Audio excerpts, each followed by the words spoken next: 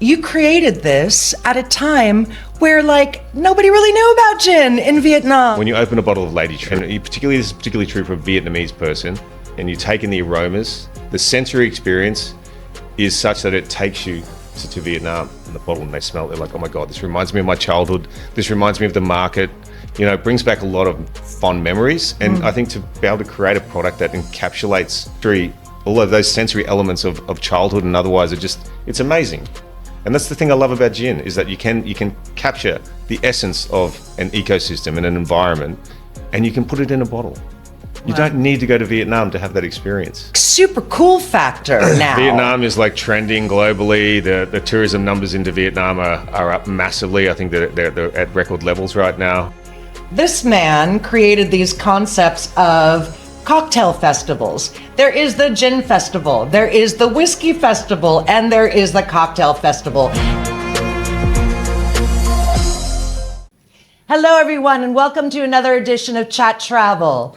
I'm your host Tracy May, and as you can see, we're in a beautiful bar and restaurant, the Trieu Institute in Ho Chi Minh City, sitting with a good mate of mine. He is the biggest name in hospitality in the entire country. It is my privilege to welcome to the show my friend Kristian Harmston. Thanks, good to see Tracy. you, Chris. Thanks Welcome. That was a very kind introduction. I think I'm far from the biggest name in hospitality, but I do my little bit. Well, we'll call it you're the biggest Aussie. Biggest Aussie. Maybe. Yes, perhaps. Yeah, probably. I'll take that. Awesome. All right. Well, I'm so glad to be here. It is such an amazing venue, and you know what a fan I am of your gin, and we'll get into all of that. Yeah. But I want to start from the beginning. Yeah. I know you're an Aussie, but can you talk about where you're from, where you grew up, your beginnings in hospitality, and how you ended up in Vietnam? Sure. So, well, again, thanks for having me on. It's awesome. I guess my career has kind of been an interesting one. It's been pretty linear, I guess you'd imagine, in a sense of my early career in life. I mean, I grew up in a country town, Brisbane, Australia. It was a country town then. I don't know, 1 million people or so.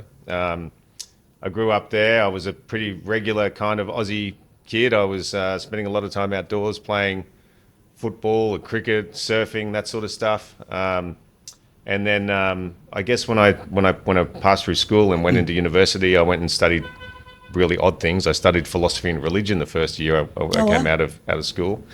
And at the same time, I went into the hospitality industry. So I started in a pub in Brisbane, worked through from a dish pig, which is a dishwasher. We call a dish pig in Australia. Worked through that, and then went into waitering, went into pulling beers behind the bar, went into the liquor shop. So I kind of worked in all aspects of pub life, I guess, in an Australian context. And then as I got towards the end of my degree and towards the end of my time there, I picked up a graduate traineeship with Jim Beam, which is now known as Beam Suntory, and I worked with them for around 17 years. So I went from kind of graduate trainee merchandiser to the head of marketing in Australia for Jim Beam, which was, a very big brand. It was the largest drinks brand outside of beer in Australia at that time. So Australians love bourbon. They love Jim Beam. So it was so that was the progression, and it was kind of a situation where I might move every 3 years into a different role, and then I ended up in Asia in 2004. Ended up in Thailand working for them as a GM for the business unit of Thailand. So it's been an exciting journey. It was really fun with them. Really enjoyed it. And what made you finally come to Vietnam? So really funny. When I arrived in Thailand, I had this role of GM of Thailand, and then my boss at the time asked me to go and have a look at Vietnam and have a look at how we may improve the way we do things in the on-premise there, in bars and clubs essentially. And it was late 2004, and I recall being picked up from the airport in Hanoi and being taken on the back of a motorbike to New Century nightclub in Hanoi. And it was just, the minute I got out of the airport and onto the motorbike, I felt this sense of energy in the city, felt this sense of energy in the country in general as I came down to Ho Chi Minh. And in that particular night, at that particular club, everything permeated into this huge amount of energy. And I was like, this is a really cool place. This place has so much potential and energy and excitement. And it was something I'd never experienced before. So it was mind blowing, And I don't think the country's lost any of that. And I think that's what attracts a lot of people to Vietnam. Wow.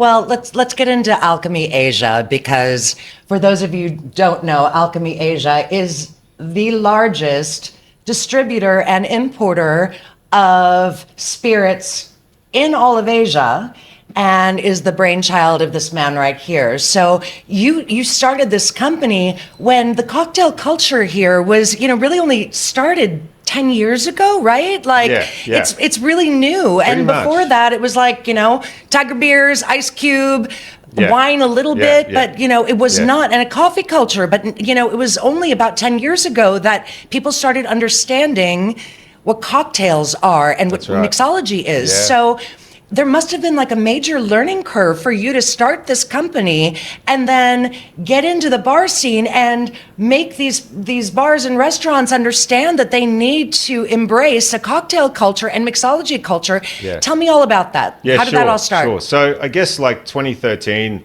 was when I embarked on my own journey with Alchemy, with my partner Kevin, who's a Vietnamese guy based here, and we went about building the business with the idea of being, relatively independent, bringing new brands into the country that hadn't been seen before, embracing the cocktail culture, but, also being consistent about what we were doing, being readily available, turning up. I mean, this was a big thing. This is a big thing. Just being consistent and turning up and doing the work is half of it. Bringing trends from overseas is also really important. I guess, we're a pretty big company now. We're not as big as Diageo, we're not as big as Pernod, but in terms of independent spirit companies within Southeast Asia, we're But pretty those big. are Western country companies, right? I mean, like this one you created here. Yeah, correct. Yeah, and we're now across 5 markets. We're in Thailand, we're in Cambodia, Laos, Myanmar. So we've got a pretty good presence across the region. And look, I think for us, like being part of the growth of cocktails is just having the right brands available and, adopting trends from overseas. It hasn't been, anything kind of groundbreaking. It's just taking what's happening in New York or LA or London or even Bangkok or Singapore for that matter and trying to bring that here. And when I first came here in 2004, there was no cocktail bars. I mean, we were launching vodka brands in cafes. That was how you did it. And I guess 2013 started to evolve a little bit. There was a little bit of cocktail culture, bars like Q Bar, for example, and Zoo Lounge. These were cocktail bars, I guess. And then from there, it kind of started to get a bit of a roll on, and in fact, resulted in me opening my own place as well, because I thought the best way to do it is to lead by example. Phenomenal. And how long, and so you're also one of the founding partners of Tribe Hospitality. Yeah. So did you was Alchemy Asia sort of the pinnacle for then launching that? Tell me all about that. Yeah, look, it was a bit of a whim. It was a funny situation. My partner Kristi and I, we decided that we wanted to do something that was kind of a little bit away from traditional Thai food or Asian cuisine. We wanted to do something that was a bit more modern, Asian food oriented, and something with cocktails and a good wine list. There's lots of great Thai restaurants in Ho Chi Minh, no doubt about it. Golden Elephant around the corner here is one of my all-time favorites. But we wanted to bring something a little bit different and wanted to bring something a little bit more modern, So that was kind of the catalyst for that.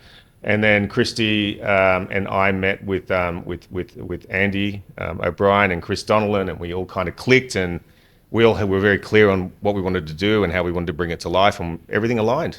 So it was just a great outcome.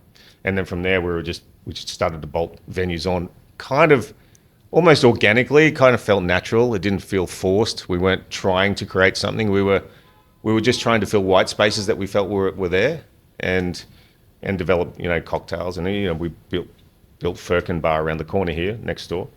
And How many venues do you have? Or did you have and do you have in your portfolio now? So we have about 9 outlets within Tribe, and I have another 2 outside of that with my Alchemy partners, and 2 in Bangkok we're invested in as well. Wow. So how do you manage all of them? I mean, like, obviously you have a really good management team, but I mean, at the end of the day, it's like your head honcho. Like, how do you split your time and jump? And I've had this conversation with many chefs, who have multiple venues. That's got to be a challenge, right? To make sure that they're all running smoothly at the level that you expect for your brand consistency, right? Correct.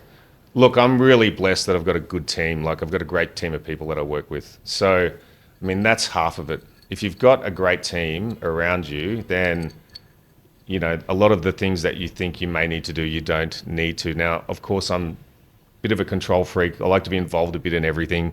So Aren't we all, my friend? Right? But in reality, if you've got a strong team around you and you're all kind of clear on your values and your goals and you're focused on delivering great product every day, then I think that's half the war won, to be honest. Yeah. Everyone's got to be passionate about what they're doing. 100%. But there is a learning curve because at the end of the day, Vietnamese now, I mean, they're hardworking and there's so much to learn. But, at the end of the day, your team, let's say at Trieu, here at this restaurant at Trieu or at Stoker, you know what I mean? This is all, of course you have your local clientele, but a lot of international clientele as well. And I can only imagine that for you to trust a manager, they may have never left the country, no less like from their hometown to Saigon. So there has to be a learning curve and a training process to get them to understand what international hospitality is, what those standards are, what you need to keep for consistency to not only placate to your local resident expats and local Vietnamese, but also the massive amount of tourists who are coming in here who are hearing about you and expect that level of international hospitality. So who does that training? Is it you personally, or no, how do you? It's definitely not me. I guess my role when I come into our venues is to observe as an independent consumer might observe it. Is the music and sound right? Is the lighting correct? Has the service standards of that night that I've been there been good or not so good? So I come into it from that sort of I guess context. Fly on the wall. Yeah, kind of a bit like that. Yeah, and I try to view everything I do from the lens of our consumer, through their minds. I think that's if you can manage to do that, no matter what you're doing, whether you're making a gin, whether you're creating a venue, if you look at what you're doing through the eyes of the consumer, you've got to make sure that experience or what you're doing is going to be relevant and important to them, right, and meaningful. And I guess if I think about our venues, I mean, Andy O'Brien and Chris Donnellan, they have been great in terms of training and bringing talent through Tribe Hospitality. And I've seen some of our bartenders go on to do great things and open their own venues, which is also really cool. And I see a great deal of, I guess, loyalty attached to that. I mean, when you have a young team and you're teaching them and training them, and they're taking things away from their work experience, that's probably the most valuable thing I find for Vietnamese people when they're young in their careers. They want to learn, and they particularly want to learn from somebody that has knowledge outside of perhaps their experience or the country or otherwise. And that's important when you're building international, on-premise venues and that sort of thing. So I think that's been the heart of it. And you just come into everything with a pretty open mind and a willingness to try things. Nice.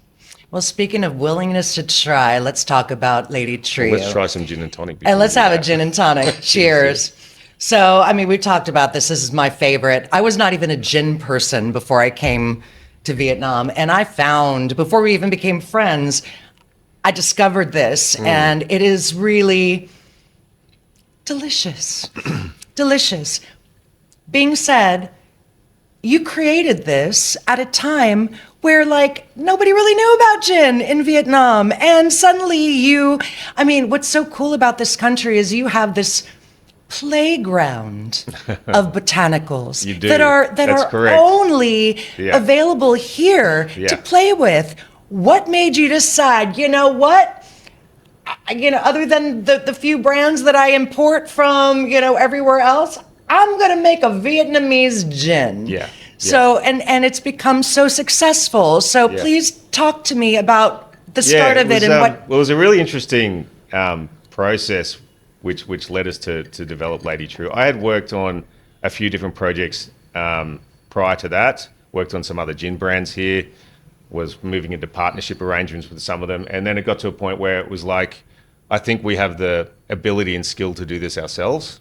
And the other thing that I was noticing is that we've got this immense range of botanicals here, from long peppers to star anise to, different types of citrus peel and fruits and the like. And it was like all of this stuff is being bundled up and being sent over to the UK and being put in London dry gins like Tanqueray and Bombay. And they talk about that the exotic nature of their gins, where all the botanicals come from. And you kind of start thinking, well, why are we sending all of that away? And why are we not making something here that is representative of this country? And when you open a bottle of Lady Trieu, and this is particularly true for a Vietnamese person, and you take in the aromas, the sensory experience is such that it takes you to Vietnam. And expatriate Vietnamese in Los Angeles, for example, or even in Hanoi, some of our wholesale partners up there, when they open the bottle and they smell it, they're like, oh my God, this reminds me of my childhood. This reminds me of the market. It brings back a lot of fond memories. And I think to be able to create a product that encapsulates all of those sensory elements of childhood and otherwise, it's amazing. And that's the thing I love about gin, is that you can capture the essence of an ecosystem and an environment, and you can put it in a bottle. You don't need to go to Vietnam to have that experience. And you have, obviously it's one of the most popular in this country, and you're now in all over Asia and you're at airports, but you guys recently started distributing to the US. And I know from being friends with you that you've literally hit every single wall that you could possibly hit. And I really want to share this journey with our viewers, because it's insane, really, what you've been through. Yeah, look, it was an interesting timing that we decided to go into the US. It was, I guess I took a trip over there, 3 weeks prior to the election, the most recent election, obviously. And, it felt like there was a little bit of, discord or concern about what the future may hold. And that's from retailers and from importers within the US. And then kind of post-election, it was all a bit of panic, and what's happened, particularly in California. California's been a big focus for us. Obviously, there's 2 million Vietnamese expatriates in California, so it's a very, very big base from which to build from.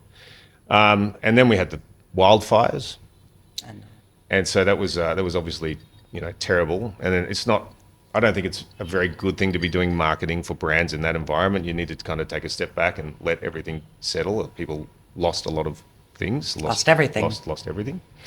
And then we had the tariff situation come up, and so it's been an interesting journey. But we're a tiny company, and we've made a tiny investment into the US. So I can't imagine what it's like for big companies that are exporting there. And I have a lot of friends that are in, furniture and the garment industry who, face a lot more difficulty than me, that have been doing business there for a long time. So I can only guess in terms of what they're going through. And your marketing strategy for the US, I know because we've talked about it, has been mostly Vietnamese targeted locations. But the good news is that Vietnam as a country, I think it started when the late, great Anthony Bourdain sat on that stool with my former President Obama, eating that bon cha and drinking a Tiger beer with an ice cube, that everybody's like, wow, Vietnam. So there's this super cool factor now. Vietnam is trending globally. The tourism numbers into Vietnam are up massively. I think they're at record levels right now. And food is trending. In my home country, Australia, Vietnamese food is off the Richter scale. There's Facebook pages and social groups dedicated to the art of the banh mi. Right. So I think the whole Vietnamese food phenomenon is going to continue. But I think that's going to translate for your gin too, honestly, Oh, because 100%, nightclubs, we've talked about it. All my friends in LA, my friends in Vegas, they own the venues. And I think that it's almost short-sighted for you to micro-target the Vietnamese communities, because this should be in every nightclub and every cool bar in LA and New York. I'd love that. I think when you go, give me a couple bottles. I'm going to go visit some friends in LA, in New York. It's all there. We can arrange it for you. Yeah. But I guess to start, we wanted to go for the low-hanging fruit. So we wanted to appeal to Vietnamese who missed home or who loved home, and that wanted to experience product that was made here. So, and it was a similar thing when we launched Four Pillars Australian gin in Vietnam and in Thailand. We kind of focused on Australian-led venues with cuisine or chefs, Australian chefs, or Australian consumers, and naturally you kind of build out from there. So that's kind of been the approach we've taken in the US, but taking a little bit longer than we would have hoped. Well, you know, but at the end of the day, you have an incredible product. Market. Yeah, it's a big market, and it's a very saturated market. But like the good news is that again, you have the country of Vietnam behind this product, and it's like super cool factor for culinary, for fashion, for now it can be for gins. So it's really an opportunity and a really smart, you know, forecast for you to do this. Let's drink to that. Let's drink to that. Cheers. I've done a lot of social media about it, and you've been so kind to invite me.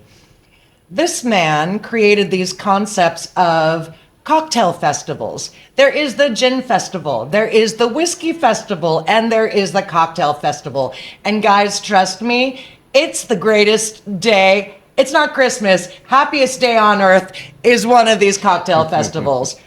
So, and I have been so lucky to be able to be a guest and to be able to film and to be able to social media about it. And from the start of it to the end, thank God I always have a car to get home. So, you know, and it's like a trade show, but immersive and interactive and a showcase for all of these brands that you bring in to be able to pair with like whatever hot bartender.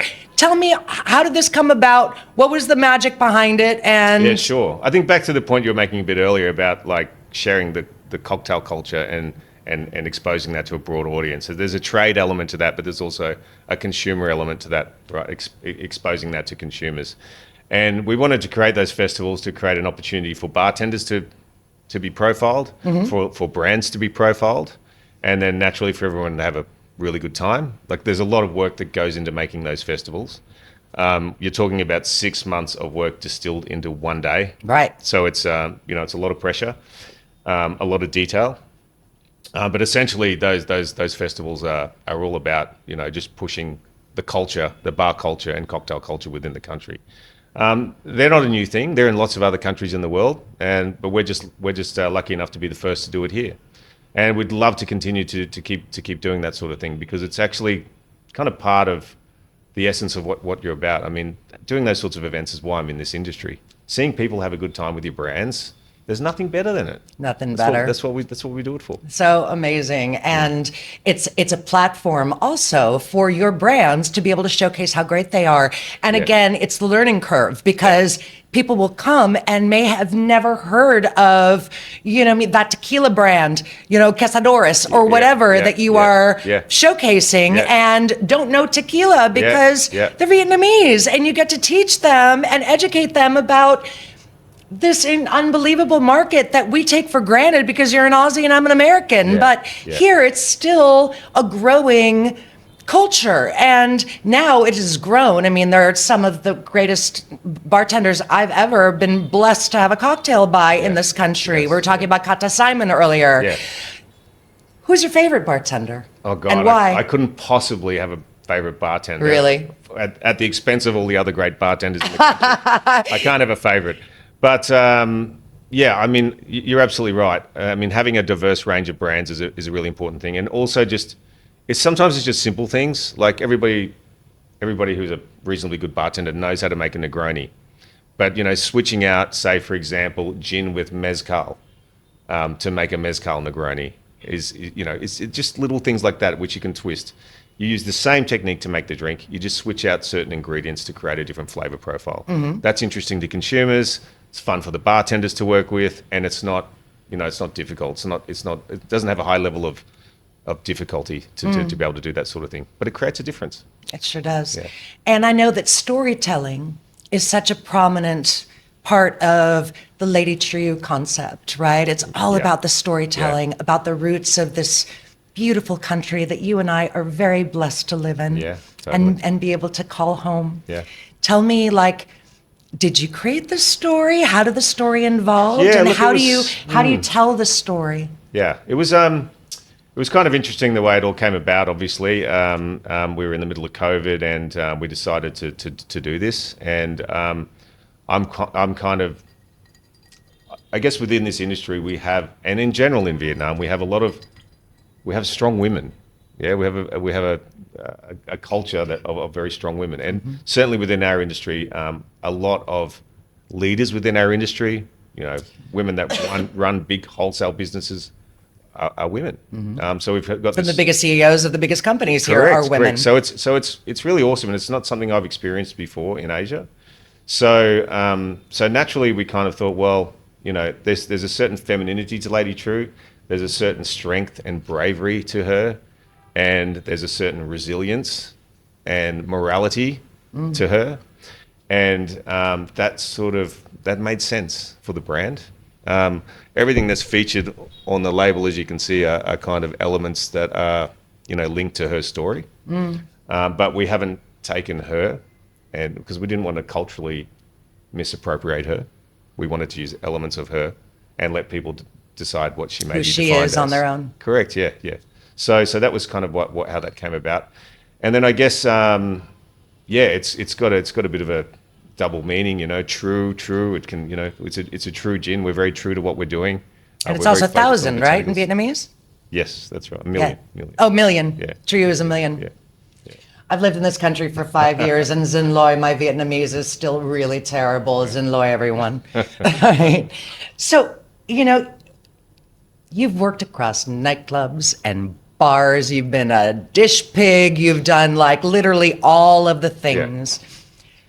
What is the misconception that people think about you as a founder? You know what I mean?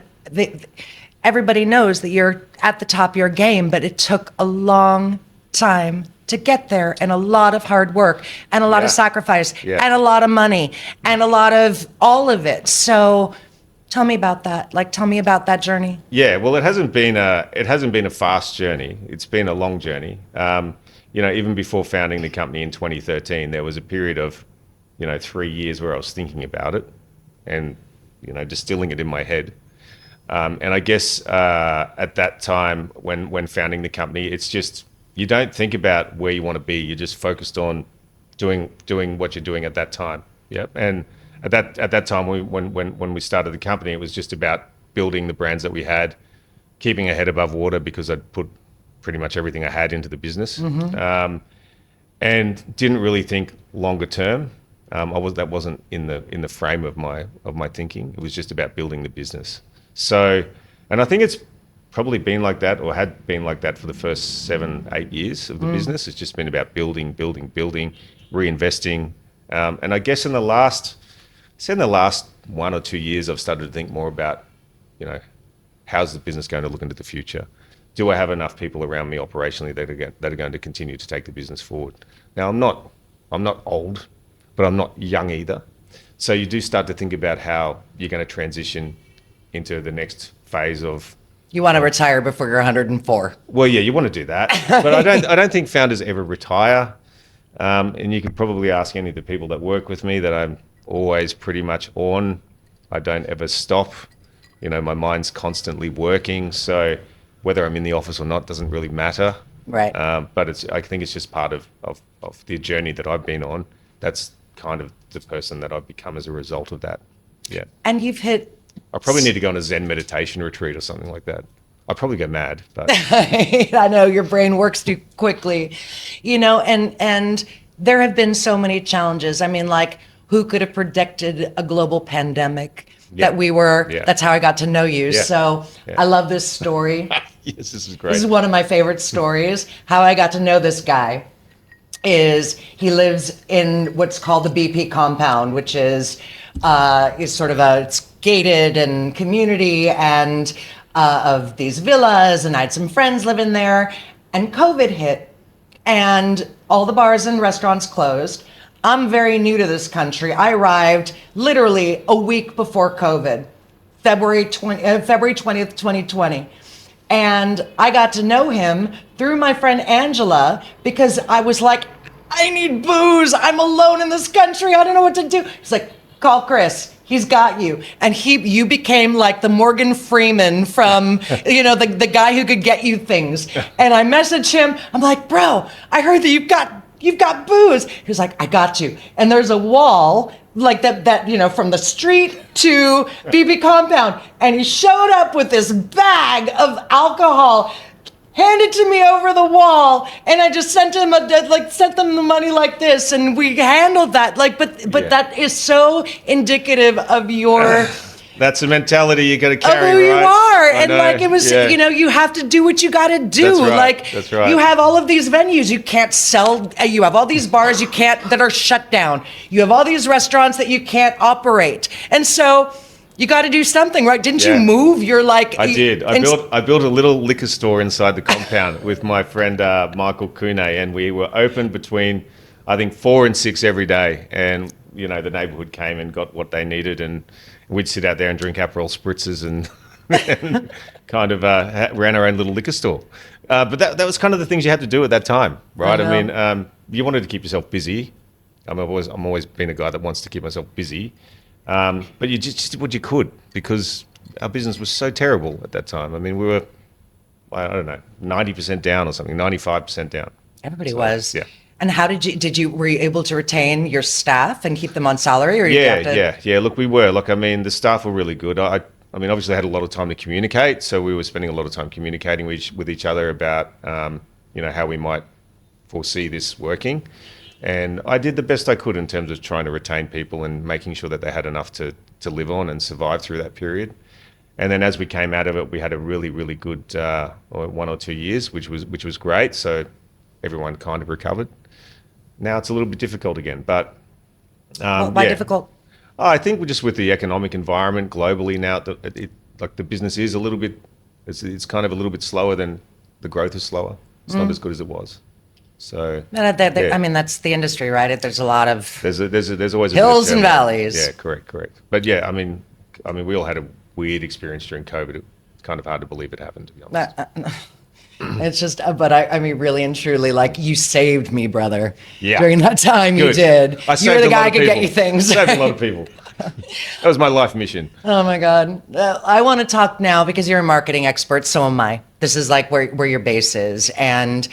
We're not spring chickens anymore. And I personally, now I'm the KOL here. I create content on social media, which is very weird. Before I was always a PR person behind the scenes, and now I'm kind of in the front of the camera.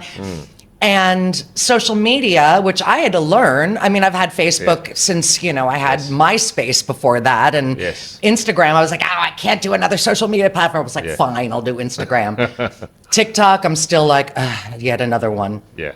But it's really become the most important tool that a restaurant, that a bar, that a brand has for not only free marketing opportunities, and you obviously do advertising as well, but as an opportunity to tell to friends, like playing telephone, and so on and so on and so on. So tell me about, as a marketing guy, old school marketing guy, how you have elevate or utilize this like relatively new 20-year-old platform to be able to elevate your companies and your brands and what you see it becoming in the future. I can't say that we're using it optimally now. I don't think we're awesome at it, but I think it's one of those things where you've got to be in it. It's super important. I mean, let's face it, the average Asian consumer would spend 6 hours a day on social media or online, I guess, and television's dead and traditional media's just not there anymore, right? Pretty much.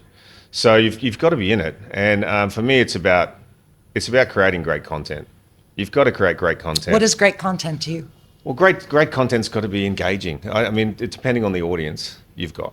Yeah, I mean, for me, I guess what I would like to see in terms of content would be different to say what a 20-year-old Vietnamese Jägermeister drinker might want to see, for example. So I think, irrespective of whether the content's relative to me or not, it's got to be relative to the audience. And I think these days you've got to be too careful not to oversell. Right. Yep. You've got to be careful not to oversell what you're doing.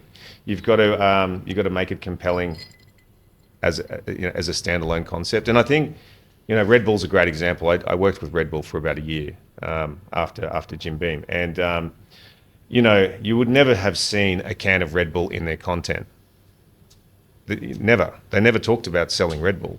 Their content was all about extreme sports and I was going to say, like fast cars and racing and that sort of stuff. And if you want to look at a company that was very, very early at doing social media really well and content, Red Bull is raised the highest bar in that sense. Yeah. And I mean, I recall that when I was working with Red Bull, they sold the channel to True Vision, which is a Thai cable company. They sold it for $250,000 a year or something like that. So it was crazy to think that somebody, a cable provider, bought your content, your branded content, paid for it, and is running it for you. I mean, that's the ultimate in terms of knowing. As opposed to vice versa, where you're advertising on that platform to be able to gain. Correct. Right. So it was so that for me was a real eye opener. And look, we're challenging ourselves every day to get better at making content, and we're not awesome at it, but that's something that we want to continue to work on, and that's something we have to get good at as an industry. Bars, it doesn't matter what you're doing. You've got to get good at self-promotion and content. What's next for you? Look, I mean, I'm really happy doing what I'm doing. I just want to keep at it. I don't necessarily want to go into other ventures or other endeavors. I mean, I'm really happy working in the field I'm in. I love hospitality. I love drinks distribution. So I don't want to see myself stepping outside of that. It'd be great to develop a few more things around Lady Trieu and other brands. Oh, we got to talk about that, by the way. Yeah. Okay, so one of my favorite people in the city, a really, really good friend of mine who you guys have seen has been a guest on the show, is Peter Kung Franklin. And this guy just did a collab with my friend Peter to create the first pho flavored gin. And that part of development showcasing what Vietnam really is, like it couldn't have been more amazing. So, so you're going to continue to figure out new. For sure. I mean, so for all the things that we talked about earlier in terms of opening that bottle and having all of that aroma and capturing the essence of Vietnam, Peter's personified that in that pho gin, and there was 30 different machinations of that recipes. To get there. And there's a guy that works really hard, really knows what he wants to do, believes in what he's doing, and his mixologist Finn, great girl, made some awesome drinks around it. So, it was great to do that sort of collaboration. We really loved it, and the products turned out far better than I imagined. And in terms of the way it mixes into drinks, it's fantastic. So, for me, that sort of collaboration, whether it gets big or whether it's a micro thing, it doesn't matter, because I'm just proud of it, and I'm proud of the fact that I get to work with a guy like Peter, and he just got his Michelin star again last night. So it's awesome. Shout out to you, Peter. Yeah, well congratulations, brother, on your third time in a row, third year in a row, getting that Michelin star. I'm really proud of you. Yeah, but there's a guy that works hard, passionate about what he's doing. It's great to work alongside people like that. Absolutely. All right. Yeah. Thank you, Kristian. Thank you, everyone. No, thank you. Cheers, brother. Yeah, cheers. Let's keep these things flowing. Let's keep these things flowing. Thank you all for watching Chat.Travel. Have an incredible rest of your day. So you made me a cocktail, and this is a gin and tonic using which of your... So this one has our latest Lady Trieu orange gin. This is our latest gin. Yep. Oh, so, it's delicious. Yeah, so this one's a little cloudy. Yeah, it's a little cloudy. It's a really interesting process we go through. We go through the process of making Lady Trieu, but then we add fresh oranges or fresh orange peel to the distillation process. So what we have to do to make, I think, 1,200 bottles, we have to buy 300 kilograms of oranges, squeeze all the juice out of them, and then we put the fresh skins into the distillation to make this product. What do you do with all the juice? Well, it's a really nice thing that we do. We send it to a local orphanage in Cu Chi. Oh, nice. So they're always asking when we're going to make the next batch of orange gin, because they love getting the fresh orange juice, and we only need the skins. So essentially we do it then a very light filtration, which makes it a little bit cloudy. But when you drink this with a Mediterranean tonic or a soda, you get a really, really strong, beautiful orange flavor through the gin. So that's something we're really proud of. Beautiful. And I also want to, so you guys recently, I remember like a year and a half or 2 years ago, we talked about, you've got your distillery in Cucci, and that's where and I said, dude, you need to do tours. You need to have a tour there. Oh, well, it's a little difficult, blah, blah, blah. But now you're doing them and you're doing a lunch thing. Tell me about that. Yeah, I mean, we're carrying out tours out there now. We probably have maybe 1,000 people a month through. That's a lot. Doing tours out there. Yeah, we've just done a deal with a couple of tour companies. So that's awesome because we're right near the Cucci tunnels, like we're a kilometre away from there.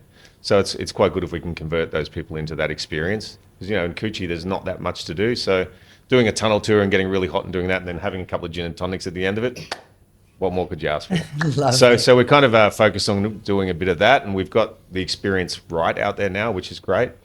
And yeah, I think that's something that we want to continue to build on, because when people go and experience what you're doing to make the gin and they can see it's authentic and real and the work that goes into it, it kind of makes them advocates for the brand. I mean, you're pretty much guaranteed that to happen if you're doing it right. I still haven't been on it, so next time I'm in Saigon, hitting you up, take a boat. Happen. Yeah, take a boat out. It's the best way. It's awesome. It's great fun. Perfect. So we're going to wrap it up in a minute. I don't want to take up too much of your time, and I'm thrilled that you've been here.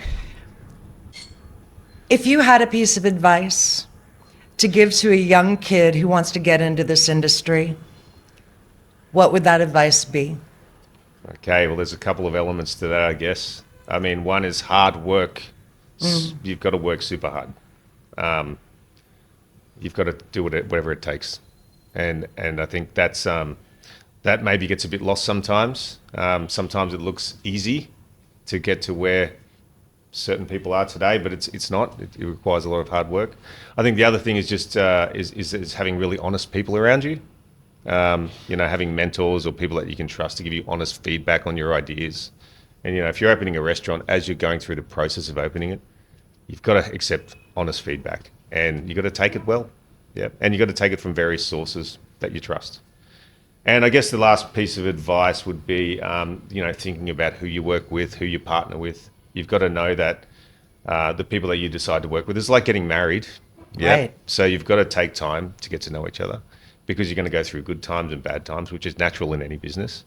And so that's the other big thing for me, is just making sure you're doing that stuff right.